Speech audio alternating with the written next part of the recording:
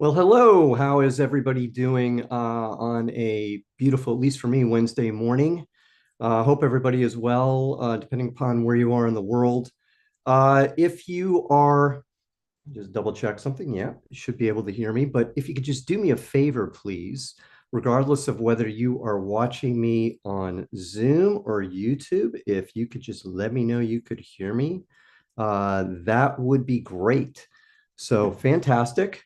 Um, and we'll get started in just a minute or so. But if you have any questions for me, you can put them in the chat box or the Q&A box on Zoom if you're watching on Zoom, and if you're watching on YouTube. Beautiful. Glad everybody can hear you, can hear me. I can't hear you because this is one way today. But anyways, if you can hear me, just put that in the chat box. If you have questions for me, if you're watching on Zoom, put that in the Q&A box or the chat box. If you're watching on YouTube, you can just put the questions that you have for me in the chat box on YouTube. So we'll get started right now. And just a quick one for any of the YouTube listeners out there. If you have not already joined my free community for startup CEOs, Zero to Pitch, and you want to become a member of the community, you want lifetime membership, all you have to do, there should be a link on my channel. There should be a link below this video. All you have to do is just click the link, answer a few questions, and you'll be in. So that's great. So let's get started. So I have a question. The first question I have, and this is like a three-part question. So I'm going to start with the first part of the question. Hey, Brett, is it okay to let the investor cover all of the expenses in a startup? That's a little odd. I mean, the answer would be sure if they want to do it, but you should have your startup already set up already. The expenses, depending upon what we're calling expenses, well, that's the investment. But the question kind of goes on from here,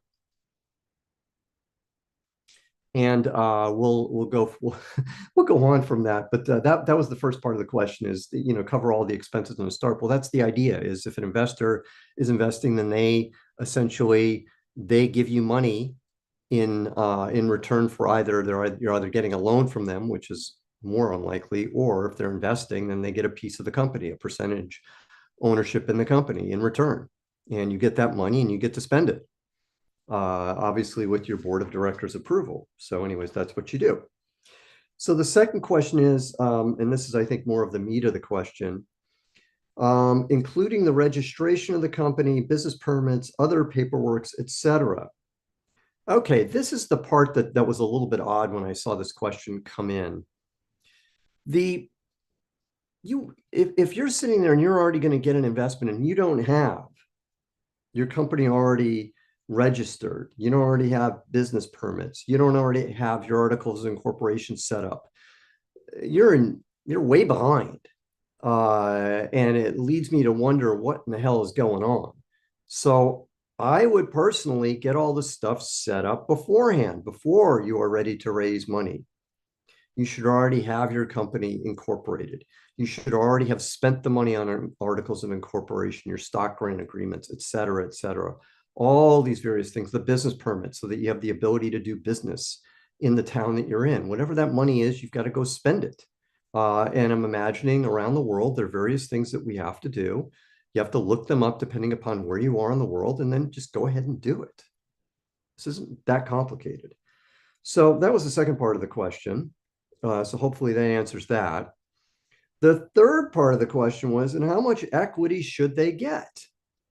That was the other interesting thing about this question. And I have several questions that people asked me in preparation for today's Ask Me Anything, all around how much equity should I give investors? And that is backwards 99% of the time. I'll explain the 1% that it isn't, but 99% of the time. The basic rule is this: you can tell people, hey, I'm going to give you 10% of the company, 20% of the company, depending upon what it is. You can go ahead and do that. But if we're dealing with professional investors, we're dealing with venture capitalists. They're not going to care. And all you're going to do is hurt yourself, quite frankly. The market sets the valuation, just like in any market economy, right? When we're trading things, and you can think back to when you were a kid, and maybe at least when I was a kid, and baseball cards were a thing, and how much bubble gum would you trade for a baseball card or whatever? That's a market. It's the same when you buy a car. If you're buying a used car, if you've ever done that before, you go buy a used car, there's a bartering that goes back and forth between you and the seller of the car. It's the same thing. It's the same thing in the stock market. There's a price for a company, right? And there's an ask price and a bid price, and you can decide what you want to do, and whether you want to take that or not. And it's the same thing here. There's a market for your company. The investors set the price. It doesn't mean you have to agree with it. It doesn't mean you can't negotiate. It does mean that the investors set the price. They do this for a living every single day of the week. You do this once, twice, 3 times, 4 times in your lifetime or something like that. If you own a company, you're not the expert. They're the experts. Now, again, I'm not saying here you don't negotiate. I am saying that we want to be smart in how we do things. And sitting there trying to set a price and being dogmatic about it is not smart. Also, if you're going to ask me what price should I sell my company for, it's like, my God, I have no idea, because there's so many different variables in this thing at this point. Where are you? What is your company doing? What's the potential of the company? What's the revenue of the company? What's the market? All these things determine what your company's going to be worth. I did a video on this, which you can look for on my YouTube site, on this exact question. How should I price my company? And I come to the same conclusion, because you can try all these pricing techniques and valuation techniques. None of them will work. None of them. The market sets the value. Doesn't mean you can't negotiate, but always in any negotiation, you're always better off letting the other guy go first. Now, when is the exception to this? Let's say I am raising like a friends and family round of funding, and I have 10 potential investors, like 10 members of my family, all are going to give me $10,000 each. I'm trying to raise $100,000. If you try and negotiate with all 10 at once, it'll be a disaster for you. What are you better off doing? Set the price, and a good price. I mean, there are people that say do a safe note, but most people, if we're talking about your friends and family, they're not going to be sophisticated enough to understand what a safe note is. So what are you better off doing? You're better off just setting a price. And if you're raising like $100,000, I'd give them like 10%, something like that. That's a fair number. So that means your post-money valuation, which means what is the company worth after the investment? 10%, 1 million. That's what I would do. Okay, so I hope that helps. That was a long answer to that question. If you have questions for me, if you are on Zoom, you can put them in the chat box of the Q&A box on Zoom. If you're watching me on YouTube, you can put your questions in the chat box on YouTube. All right, I have no idea what this next question is, so I think we're going to need another question here, but the question goes as this: does the 14T Congress already approved? I have no idea. Maybe I'm just, I'm not sure what you're referring to. So if you could just restate the question, that would help. Next question we have.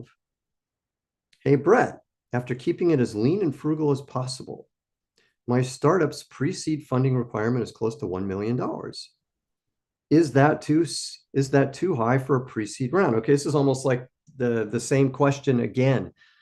There's so much that I don't know about your company. I have absolutely no idea whether that's the right amount or the wrong amount. But what I can do is give you some guidelines to help you. The first is that ideally, we would want our money to last us at least 18 months, if not 24 months. So make sure you've done some financial planning. You've done a forecast for your revenue. You've kind of figured out what your spending is going to be. And you're pretty comfortable that the money's going to last you, that $1 million that you're asking for is going to last you 18 to 24 months. Also, what are we going to accomplish in this time frame, in this next 18 to 24 months? It has to be significant enough because typically that 1 million isn't going to be enough to get you to probably cash flow positive. So you're going to need another round of funding after this at least. What are we going to do? Is it going to be enough for investors to be excited about us? To say for that next group of investors to come in and give you that next $5 or $10 million? You have to figure that out. So those are two things to do to kind of look at this.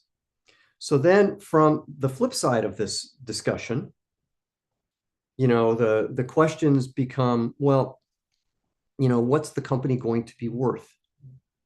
So if we're talking about $1 million investment, and we're talking about pre-seed, this is probably angel investors we're talking about. So what's the return that a typical angel investor wants? They're going to want 30 times their money on the $1 million. So for the $1 million, we're probably going to give up somewhere between 20 and 30% of the company. Let's just say for simple math, it's 20%. So we give up 20% for $1 million. That means our post-money valuation is going to be $5 million. So for $5 million, if we assume that that is true, then 5 times 30 is $150 million. The company has to be worth at least a minimum of $150 million, probably a lot more than that, for this to be an investable company for seed investors. So you have to be pretty damn sure that your company is going to be worth that. Now, why do I say at a minimum? Because there's going to be another round of funding after this, right? So that million isn't going to be enough unless you're going to exit somehow, which is very unlikely between now and then. It happens, but probably more likely than not, there's going to be more investment needed. So now suddenly there's going to be another round of funding and probably another round after that. And suddenly the valuations just keep going up. All of this is part of the equation of whether or not you're going to be investable and whether or not you can raise that $1 million. Also, for the $1 million, typically in today's world, you're going to need revenue, some sort of traction. The more revenue, the better. And the more you have, the easier it's going to be to get that investment. So I hope that helps.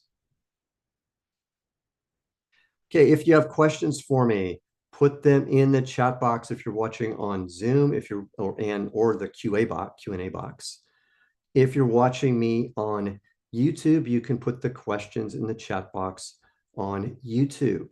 And for all those YouTube viewers out there, if you have not already joined my free group for Startup CEO Zero to Pitch, and you want to become a member of the group for free for life, there are links below this video and on my YouTube channel for you to be able to do that. Okay, let's go to the next question on our list. The next question is how to avoid feature selling in the pitch deck at the same time showcase the product. Okay, this is actually a really good question. So you don't want to go too deep, which is, I think, what you're getting at, because if we go too deep into the nuances of the product, we'll lose our audience 9 times out of 10. So we don't want to do that. It's kind of a golden rule here. If we start getting too deep, too intricate into the details, usually we'll lose the audience. We don't need to do that. We just need to point out 2 or 3 things maximum that are unique. What's the true value added of our product? Now, typically we'll do this in many different places in the pitch deck. We'll do it in our problem slide and our solution slide. We'll explain that. What are the problems? What's the solution?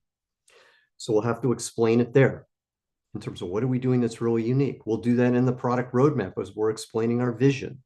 We'll do that in the competitive analysis. We're explaining what's different about us versus the competitors. We'll also do that in the how it works slide, where we're going to kind of explain what's called our secret sauce. What's unique about us? What really drives us? What's the key insight that we've come up with, which differentiates us from everybody else? That's what we would do. And that's how you would do it. Don't go too deep into the details. I made this mistake on my first pitch deck and I bombed. Not surprisingly, most of us bomb on our first pitch deck, but I got way too detailed, way too technically complicated for the audience, and that's a loser. So don't do that. Next question we have. Hi, Brett. Thanks for sharing all your experience. You're welcome, I say. I would like to ask, how would you raise a large amount with a business plan only without giving away too much equity? Thank you. I think this question is like a continuance of all these other questions. And I get this pretty much every time I do these Ask Me Anythings. The market sets the valuation. How do you give away? How do you raise a large amount of money? I don't know what a large amount is in your particular case. With a business plan only, okay, there's the key. We do not. If we only have a business plan and we're trying to raise a quote unquote large amount of money, first of all, business plans are dead. You don't need a business plan anymore. Nobody's going to read your 30-page, 50-page business plan. It's a loser. I hate to be the bearer of bad news, and maybe this is good news. What you need is a well-done pitch deck first. Pitch deck and a pitch. That is the modern business plan. We do not need 30-page business plans anymore. Second, if we're talking about a large amount of money, and I'm going to assume by large, I'm going to assume that, hey, we're trying to raise like $10 million with just a plan. In today's world, unless you are a name brand, and what I mean by a name brand, you have shown people that you can make them money, either directly or indirectly. It is very, very, very difficult to raise large sums of money on just a plan or a pitch deck. It just does not happen in today's world. So I'm sorry to be the bearer of bad news. I was able to do this because I had a name and I had a brand. And it was very hard for me to do it. I've worked with others that have done it. It was very hard for them. But the common theme for any of us who've been able to do that is we had a name, we had a brand. That's the key. That's what will allow you to be successful. The concept that you're just going to hand somebody a plan, they're going to write you a massive check in today's world just does not happen. Sorry. Okay. Next question, which also is, I think, a really good question. Should one approach all VCs at once or take one after the other? Actually, somewhere in the middle, I think is a really good approach. I would not, if I had a list of, let's say, 100 VCs, which is kind of what I would try and build. Now, why is 100 a magic number? The way that I look at things is, this is just insider baseball here, but typical VC, for every 100 face-to-face meetings they will take with a potential startup they're interested in investing in, they will invest in one company, 100 to 1. So if I've always thought about it, I got to flip the numbers. If it's 100 to 1 for them, it's 100 to 1 for me. I've got to meet with 100 investors to get the numbers to work in my favor. So I want to build out a list of at least 100. Now, maybe you get lucky, and I've seen this happen, where you meet with one investor. In fact, I just had a company that I'm working with do this. One investor, bam, they did it. That's pretty cool. But that's the exception. That's not the rule. That typically doesn't happen. So I like the idea of building out a list, and then I wouldn't approach all 100 at once or whatever subset. I wouldn't approach, whatever number you have in your list. I wouldn't approach them all at once, because it's more likely than not, as I was just saying to the previous questioner, there's going to be stuff wrong in the pitch deck. No matter how well we prepare, there's going to be just stuff that doesn't resonate. And it isn't until you get in front of a live audience of real critiques that you realize, oh no, I've screwed this up. I've got to change it. I've got to make some adjustments. And you only get one chance to make a first impression. So from my perspective, I wouldn't go out to your whole list at once. I would go out to a subset of the list. I like breaking it up into groups of 10. Go out to 10. Get feedback from the 10. Then go out to then adjust, get the next feedback, adjust, get the next feedback, and so forth and so on. Then hopefully somewhere in the process, you raise your funding. That's the way I would do it. I'm going to drink a little bit of water. I'm very thirsty.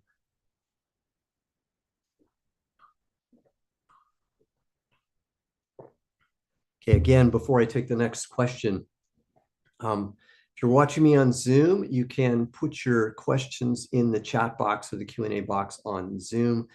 If you're watching me on YouTube, Put your questions for me in the chat box on YouTube, and also for all our YouTube visitors, if you are not already a member of my free group, Zero to Pitch, and you want to become a member of my free group for life, all you have to do, should be a link below this video, and there's also should be links in the chat box, not in the chat box, excuse me, on my YouTube channel as well. And then also, if you want to raise money and you want to grow your business even faster, you can become a member of my paid group, Zero to Pitch Gold. You can join Zero to Pitch first if you want and get value from that. And then if you want to go faster and you want to work with me every day on your pitch deck, you want to get really good, really fast, that's the way to do it, is join the free group, Zero to Pitch Gold. That's another option for you. It costs all of $99 a month right now. Price will be going up, but for now it is $99 a month and you are locked in. That price can never go up, which is pretty cool. Also, if you want an even more of a discount, take a yearly membership for $999 and you get a free meeting with me, one-on-one meeting with me, consultation for 1 hour or however long we go. And you get that built in, and that's a $2,000 value, and you get that all for $999. So that's available to you as well. Let's go to the next question. And this is from our Zoom audience. Zoom audience gets priority, by the way. So the next question is, what are the chances of hardware products raising interest with investors? The answer is pretty good, depending upon what you're doing. You can raise money for hardware companies. I've done it. That's my background, is in hardware. I did it. I've worked with people that have done it. You just have to have something compelling, and you have to be smart, and just like everything else, you have to reduce risk. If we're thinking, and I can almost bet on what the next questions are. Well, I need $10 million to get started. I need 15 million. I need 5 million. Well, maybe. But you got to be thinking of, how are we going to reduce risk? What are we going to do, rather than having to build out your whole hardware product and spend a lot of money? I mean, this is the challenge with it, but it can be done if the market's big enough. But there are creative ways that we can reduce the risk at the beginning. Think about that. Don't just be thinking, and don't just be dogmatic that it has to be your way or the highway. So the next part of this question, which maybe is just filler here, is just more detail, which I think we already know, but I'll read it, is many startups are betting on apps and platforms, promising great scalability by leveraging the network effect. How about old-fashioned, okay, this is just more stuff. How about old-fashioned electronic products, which need unit sales, after service, et cetera? Again, I'm the most successful company I am working with right now, which is worth well over $1 billion, hardware company, which is exactly what you're describing. But the key was, for them, they were going after, they had a big opportunity, big market, a unique value proposition, which was really flipped the whole thing on its side in terms of what they are doing, which was really cool. I've been involved with them before the company even started. And they're, as I said, they've got revenue, they've got customers, and the company's worth well over $1 billion right now. Pretty exciting, to be involved in this. And yet it was really hard for them at the beginning to find investors, not because the idea wasn't great, not because the market wasn't big. It's just challenging if we're raising a lot of money and we have no revenue. Okay, next question.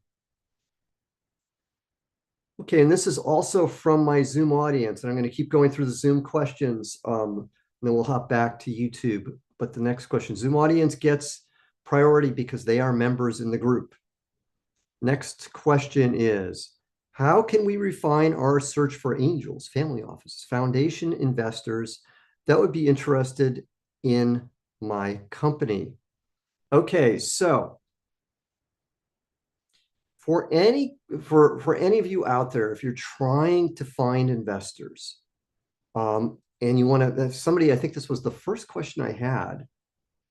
Probably somebody, no, it was somewhere else I had this today, or maybe it was before. I can't remember. It was somebody about spending money or something for investors, and I'm like, no, don't do that. Maybe it was at the beginning of this. I can't remember. I have to scroll back through all the questions to see. But don't spend money. Brokers are usually a waste of money. Don't do it. But but we can, here's what I would do. Number one, network, network, network. Go through your network, build out your network. Number two, you can find and build out a list of investors, just by doing some good searching on Google for various investors in certain things. And number three, if we want to do a very good search, my preferred tool for this is Crunchbase, crunchbase.com. They have a free trial. I can't remember whether it's 14 days or a month. And you can do very specific searches by type of investor, by size of round, by specific area of investment, by geography. And you can build out a list that way. And from that list, what I would do from that list, that I would then go on LinkedIn and I would see, who do I know who knows any of these investors, as my next step in my process. And then I would ask these people, would you mind making an introduction for me? Because introductions are always going to be better, warm introductions are always going to be better than a cold introduction. If that doesn't work, then I would resort to the cold email introductions. Those do work. I've done them. They work. The hit rate's lower, but you can make them work and you can get in front of people. You just got to have something. Again, go back to some of the things I've said, got to have something. It's not like we just build out a list and then the money falls out of the money tree. We have to have something. We have to be prepared. We have to be ready, actually, for investors to want to work with us. And we may not be. So that's also the cold truth here, is a lot of people think, well, I'm going to go raise money and I don't know people, and that's what's stopping me. I will tell you from experience, 99 times out of 100, that's not the case. It's more the case that you're not ready for investment. Your pitch deck isn't ready. The company isn't ready. It's not at the right stage yet. That's what I would tell you is more likely it. Okay. Let's go to our next question on our list. The next question is, when meeting with a potential investor, how should I bring up the topic of investing? Oh, investor/friend. Hey, would you like to invest? Well, if you're meeting with somebody, I would tell them what you're up to. And you can either do the direct approach or the indirect approach. If it's a friend, then that gives you a lot of latitude, right? You can tell them what you're doing, ask for advice, ask for feedback. And somewhere in that conversation, it's almost guaranteed, well, how much money are you trying to raise? Well, I'm trying to raise $1 million or whatever the number is. And if they're an investor, then they're likely to tell you they're interested. If they're not, so they'll likely tell you. If they don't tell you, then what would I do? Well, then you can always just ask and say, hey, look, would you be interested? Would you mind letting me know? You can ask. It's okay. Okay. All right. Next question on our list. I hope that helps, by the way. Hey, Brett, how can I get an investor list who are specifically have expertise in the FMCG market? I don't know what that is. And how can I should know, but I apologize, I don't know the acronym. And how can I know they have ability to build my brand? Okay, there are a couple little fallacies here. Number one, how can I find them? The previous answer I gave, Crunchbase, that should tell you whether or not they have expertise in a particular segment or not. So it's pretty straightforward how you can build out a list. And how can I know they have ability to build my brand? No. That's not the investor's responsibility. That's your responsibility. You have to do that, not the investor. If we're expecting our investors to do and build out our company for us, you've already failed. You have to be thinking investors are money people. They are your bank, so to speak. They will give you money, but they are not going to do the work for you. Yes, maybe sometimes they have introductions. They have people that maybe they'll give you advice, but I wouldn't rely on the advice. I wouldn't rely on the introductions. You have to be self-sufficient. You're the CEO, you're the leader. You've got to drive the company. You have to think about, how am I going to build my brand? Not them. That's your job. So that's what I would do. All right. Give me 1 second. I'm going to drink some more water.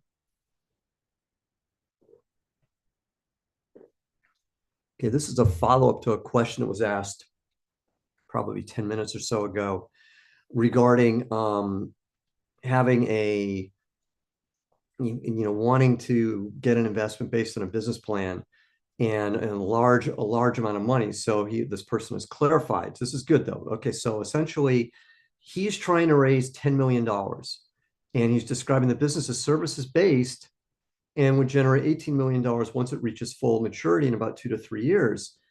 Boy, I can almost guarantee you that's not investable.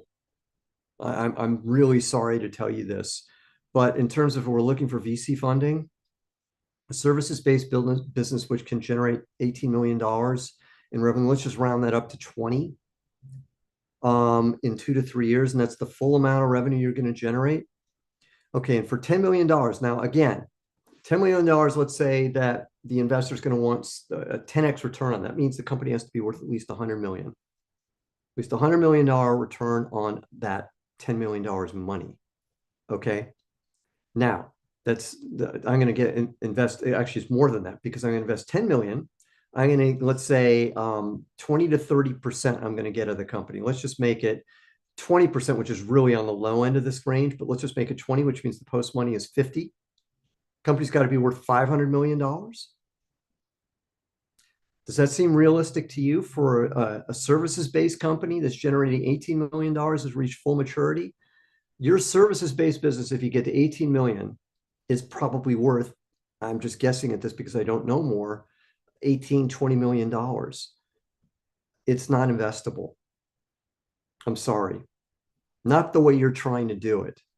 The way it's going to have to go, in all likelihood, is you're going to have to start off with a much smaller amount of money, probably from your friends and family, and you're going to have to scrape and bootstrap. And that's how you're going to have to build out. There's nothing wrong with it. 99% of all companies that are started in the world never receive a nickel of venture capital money. There's nothing wrong with it. It's just this company is not investable the way you're describing it. Not at all. I'm sorry. Okay, let's go to the next question. Okay, actually not a question. All right. Hi, Dave. Nice to meet you too. If you have a question, you can put it in the chat box that are on Zoom, and I'll be happy to answer it, or on the Q&A box. But it's nice to meet you nonetheless. Let's go to the next question on our list. By the way, for our Zoom audience, again, if you have not yet become a member and you're interested in becoming a member of my free community for startup CEOs, you can do that. There is a link called Zero to Pitch. It's free community, and you want to become a member for life, just click on the link below this video or on my YouTube channel for Zero to Pitch, answer a couple of questions, and you're in.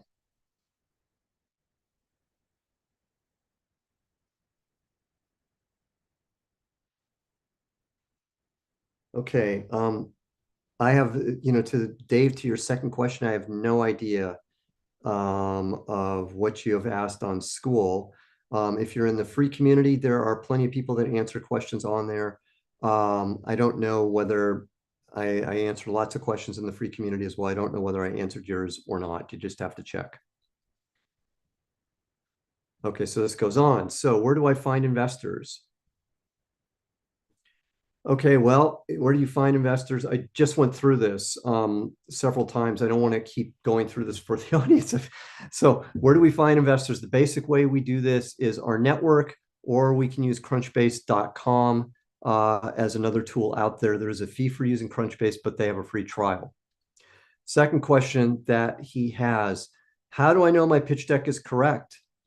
Well, we work hard on it. We get feedback on it. And then we know because we get an investment. You don't have to have the perfect pitch deck to get an investment, but that's how you know. If you really want to get better at this, and you really want to, work, and you want to get direct feedback on this, there are a couple different ways. About once a month, I have a free pitch deck review, which I do only for our Zoom audience. Yet another incentive for all of you YouTube watchers out there to join the free group, Zero to Pitch on Zoom. I will review about 5 pitch decks a month for free, and I'll give you direct feedback on your pitch deck. That's one way. If you want more and better feedback, and you want to work to really get your pitch and pitch deck right, then join my paid community, Zero to Pitch Gold. And in there, we have daily office hours, which rather than the webinar format that we're on today, we have a meeting format. So we get to work together in a more direct way. And that's the way you can get your pitch and your pitch deck going really well. That's the second question on there. Third question, does a patent mean anything? Yes, it does, but probably not in the way you're thinking. The patent in terms of being able to raise money is usually not that important. Yes, it's great to have them. I'd rather have them than not, but it's not the be all and the end all. It's not going to be the thing that somebody's going to write a check for. In 99 out of 100 cases, I would say. It's very rare. So the way the patents are good at the beginning, the way I like to think about them, patents at the start of a company are like defense. It's very unlikely that we're going to have a patent and have the money to spend to enforce it, to go after people that are violating it. It's just very difficult. There's a lot of money at stake to do it. Maybe you can find somebody, contingently, on a contingency basis to do it, but it's hard. It's really hard to do it. So it's a defensive play. In other words, you're going to trade violating their patent for maybe you violating somebody else's patent or something like that. However, as your company gets bigger, it becomes offense. And suddenly, as we get bigger and we have broader patents, and we have more patents, then we can start using them to be predatory if we want. That's how things change. The final question in this person's list here: how many users do I need for my tech business to raise capital? I was told 10,000. Do I need any at all? Well, no. It's revenue. Typically, I don't know what you're doing, so it's very hard for me to give a blanket answer. But users, it's lovely if you have 10,000 users. I'm sure it means something. But if you have 10,000 free users, it may mean nothing. It all depends upon the market, what we're trying to do. That's what is going to influence what we're having to have happen. It's hard to give blanket answers to these types of questions. What I will tell you typically in today's world, since it sounds like you're doing something more on the software side of things, is that traction is very, very important in today's world. Traction means revenue. The more revenue we have, the more larger sums of money we can raise. If we're sitting there at $0 and we're trying to, like this other person was, raise 10 million, it's just not going to happen unless you just happen to have a brand, a personal brand where you've shown people you can make them lots of money. If not, very difficult. So I hope that answers your questions. There were a lot of them there. Again, if you have any questions for me, you can put them in the chat box on Zoom or the Q&A box on Zoom. Or if you have questions for me on YouTube, you could put them in the chat box on YouTube. Let me get to the next question. Is it better to bootstrap until you get better traction and product market fit in order to get a better valuation, and to skip going through an accelerator and to a VC directly? Okay, so there's a lot to unpack in this good question that we have here. Typically, most of us are going to have to bootstrap. It's just normal. For most of us, we're going to have to bootstrap because we're going to need traction. Traction means revenue. And you're going to start being able to prove out various things, including product market fit, hopefully. And product market fit means that it's, we figured out how to sell the product. We have the right features in the product. All those types of things are working the way that we want. So the more of that we have, the easier it's going to be to raise money. The valuation is going to be very dependent upon the market you're in, the competition for the deal. Those are going to be the two main drivers of what the value of the company is going to be, and the ranges for these things also, as I've kind of been hinting at, right? I can kind of predict what the ranges are based on the amount of money that you're trying to raise, and those change over time too. So all these things will be a determinant in there. So that's the second part of your question. Will you get a better valuation? Well, the more you do, the less of your company you give up. So that's always true at some level, but is it going to matter a huge amount? I don't know. It's all very specific to what you're doing and and where you are, the investing environment and the investing climate at that time, and whether there's competition for the deal. That's what pushes up the price. But don't expect, in any of these things where suddenly you're going to give up, you're trying to raise like $10 million and you give up 5% of your company or something crazy like that. That very rarely happens.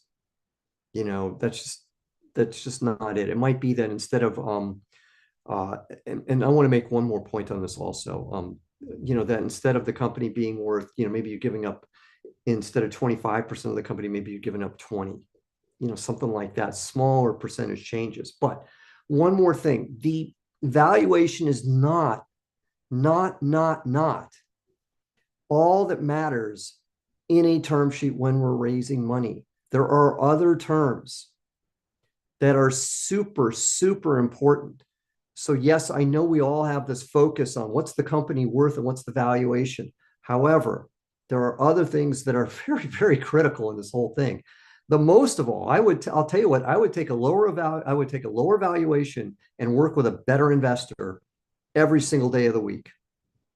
Because if I have the choice between a bad investor giving me quote unquote a good valuation versus a really good investor giving me a lower valuation, I'm going to take that good investor because I'm going to know as part of my criterion that good investor is going to support me. The bad investor may blow you off and screw you, which is never a good thing. So anyways, I hope I've made my point there.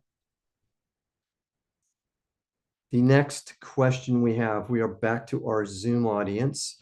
So again, Zoom people get priority. Yet another thing for the YouTube audience. If you are interested in joining my free group for startup CEOs Zero to Pitch and want to become a lifetime member for free forever, there is a link below this video. You can just do that and you're there. Or you can do that by, there should be a link on my YouTube channel as well for it. Either one works. Okay, next question. If Traction does not have revenue attached to it, but it's using the app and the platform, is that still as important? No, it's not. Yes, it's great if you have people using the app. Yes, it's worth something, but there is something about getting people to pay when you have people opening up their wallets, finding their credit card, paying you something, even if it's $1. It's a commitment. It's a monetary commitment, and it means something. Paying customers are much more committed to what you're doing than somebody going on a free trial. So I hope I've made my point. You got to get people to start paying. Maybe I'm old school, but I think I'm right. So let's go to the next question here on our list. We're running out of time here for questions. So if you have more questions for me, please put them in the chat box or the Q&A box if you're watching on Zoom, or on the chat box on YouTube. So here it is. I have a food and beverage startup, and it's kind of hard to get some revenue before going for funding. Okay. All right. Where was I? There it is. Seeing that it's capital intensive to set up, is funding still theoretically possible? Okay. It depends upon how much money. A lot of this is going to be, and it's going to depend how you sell the idea to people. That's part of all this is your goal is reduce. It's kind of funny when we think about startups, right? We're thinking, we're in the risk-taking business. Well, no, you're also in the risk reduction business. You're trying to reduce risk, your investors' risk and your own risk. What can you do to prove it out? Before suddenly you spend a huge amount of money. Maybe if you're food and beverage, I have no idea what it is. Maybe it's just one food. one beverage at the beginning. I don't know, but maybe you can find co-packers to do the work for you so that you're not spending a huge amount of capital at the beginning. Maybe your margins are lower because of that. That's all fine. Find ways. People have done this before. Find how they've done it. And maybe it is that you raise a smaller amount of money.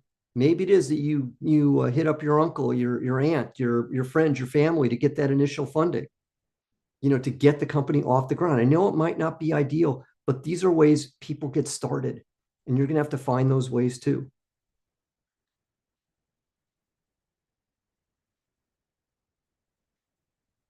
All right, let's go to the next question on our list. By the way, thank you for joining my paid community. That's very cool. Looking forward to having you in there. And take advantage of office hours as well. Okay, next question. My startup is to support government problem solving.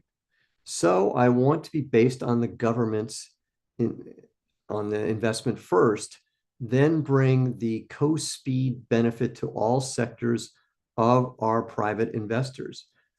Will this strategy work? I know people have done similar things. I've worked with somebody who's taken, I don't know where you're located in the world, but I know people who've done government grants as part of their strategy of how to raise money. And that strategy works. You have to know the grant process. You have to know how to do it. I'm certainly not an expert in it, but I know people who've done it. I know people who've shown, hey, we have something that is of value to the government. And there is large sums of money available, to be able to do that. So sure, that'll work. It is a possible way of getting started. All right, next question on our list. I'm trying to get through these questions reasonably quickly before I turn into a pumpkin in a few minutes here. So next question. A company making $20 million a year is worth only 20 million? Yes, services, but still at least 3 to 4x, I would say. Well, good for you. I'm just telling you. If you think it's worth 120, then go ahead and pay for it. I wouldn't. And again, beauty's in the eye of the beholder. We don't know enough to know.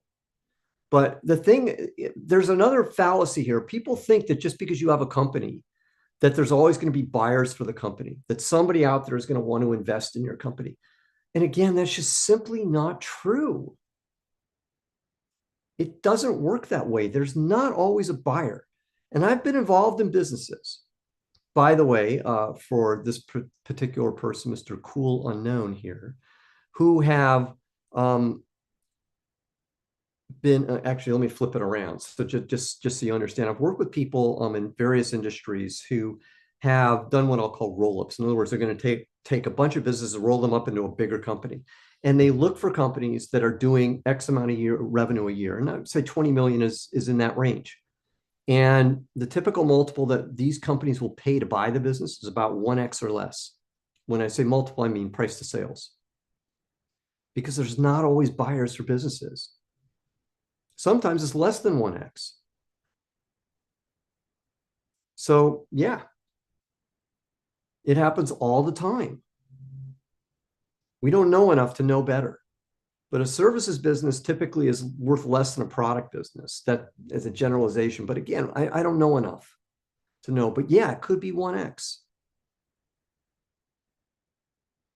All right. And you're welcome. I know I gave you some tough medicine there. This is the person who was asking the question about his services business. But I appreciate the fact that you took it the way it was meant, which was to give you honest advice. Okay, next question on our list. I also realized that I haven't mentioned any figures. So for my food and beverage startup, I'm asking for $800,000 in funding to hit a revenue target of $30 million in a year. Okay, well, that's a lot of revenue for any company to get in 1 year. Again, I don't know whether that helps or not. I mean, it sounds like a great ambitious plan, but you have to be able to sell the plan. You have to be able to sell people that you're actually going to be able to do this. And going from 0 to 30 million for any business in its first year is not so easy to do. I hope you can do it, but it's tough. All right, let's go to the next one on our list.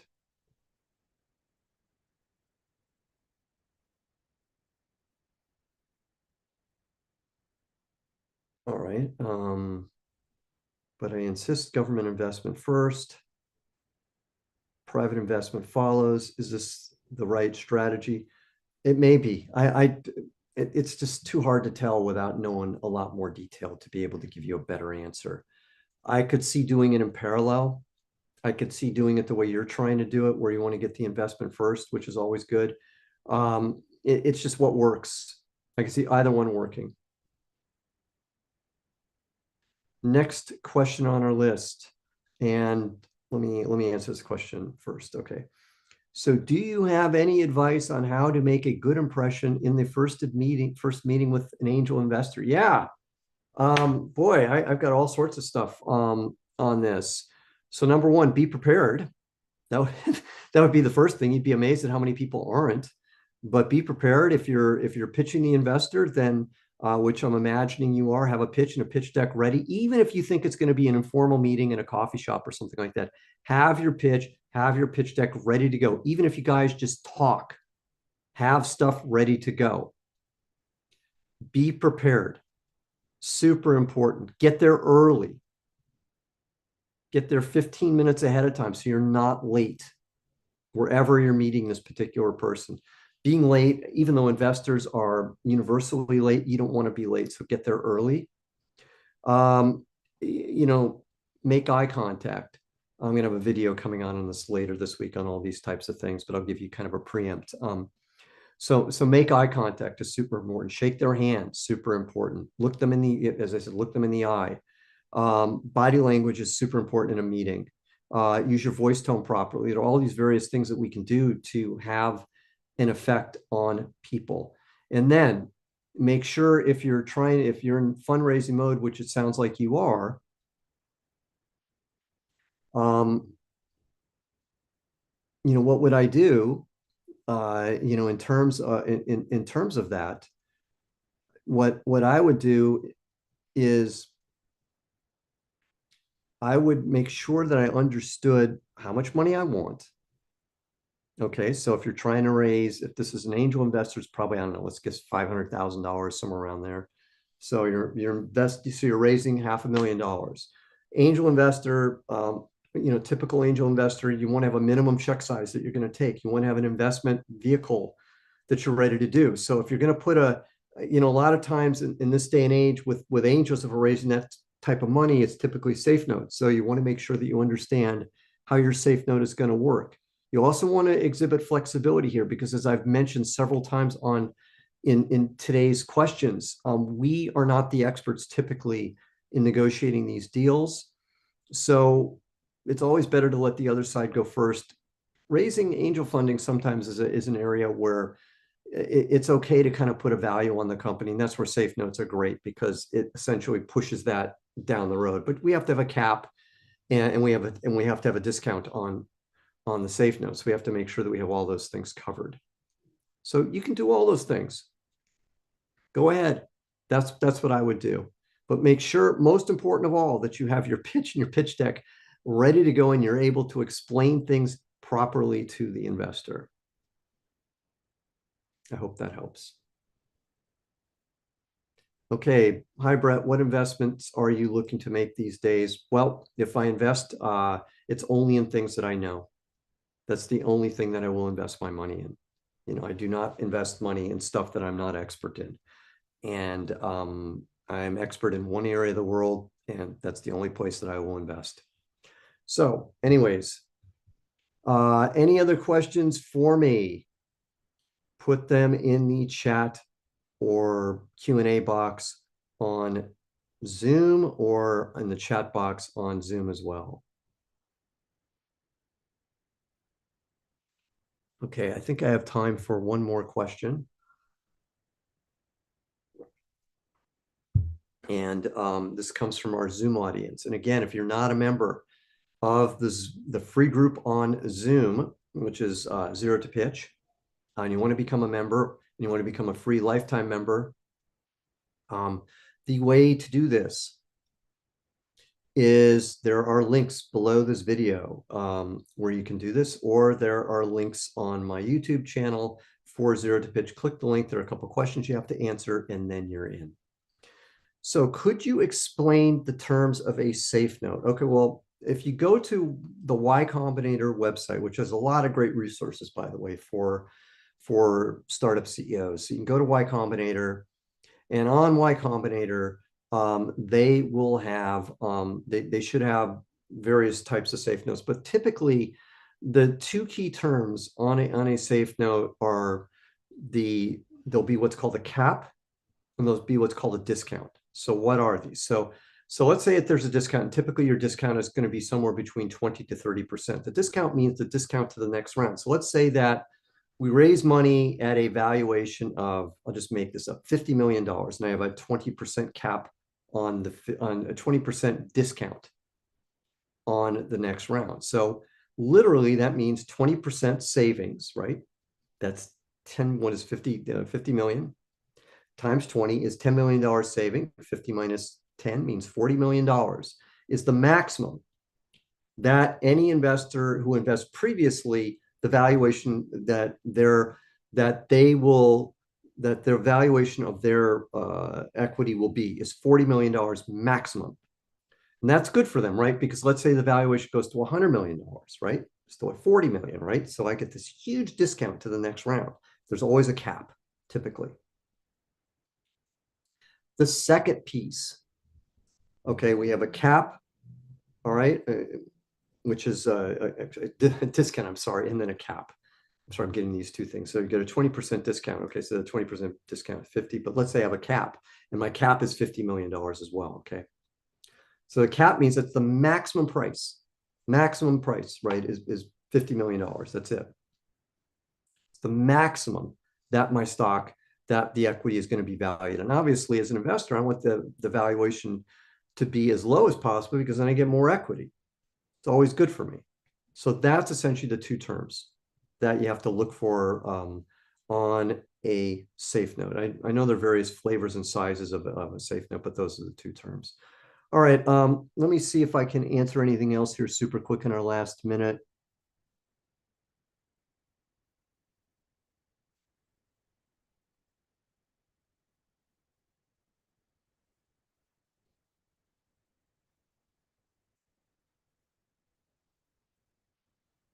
Okay.